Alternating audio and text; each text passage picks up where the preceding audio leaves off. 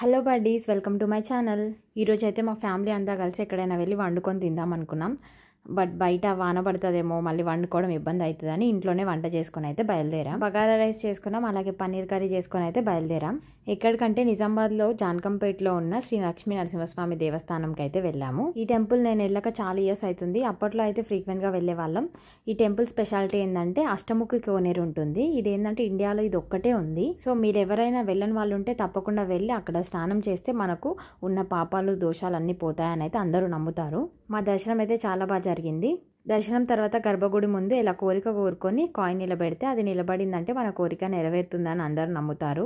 So మేము కూడా కోరిక కోరుకొని కాయిన్ అయితే నిలబెట్టాము. ఫన్నీ పార్ట్ ఏంటంటే ఇక్కడ గుడిలో శనివారం భోజనాలు పెడతారట. మాకు ఆ విషయం తెలీదు.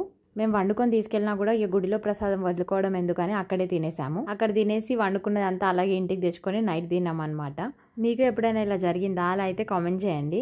ఇక ఫోటోలు దిగకుండా ఉంటామా? ఎక్కడికి వెళ్ళినా ఫస్ట్ ఫొటోస్ వీడియోస్ అయితే కంపల్సరీ. సో ఫ్యామిలీ అంతా ఫోటోలు దిగి అక్కడ కూర్చొని అయితే చిట్టీలాట ఆడుకున్నాము అందరం కలిసి. అలా చిట్టీలాట దొంగ పోలీస్ ఆడుకొని అయితే ఇంటికి బయలుదేరిపోయాం. డే అంతా ఫుల్గా ఎంజాయ్ చేసాము, మంచిగా అనిపించింది. మీరు కూడా మీ ఫ్యామిలీతో మంచిగా ఇలాంటి ప్లేసెస్కి వెళ్ళండి. అండ్ ఇలాంటి మరెన్నో వీడియోల కోసం నా ఛానల్ని ఫాలో అవుతూ ఉండండి.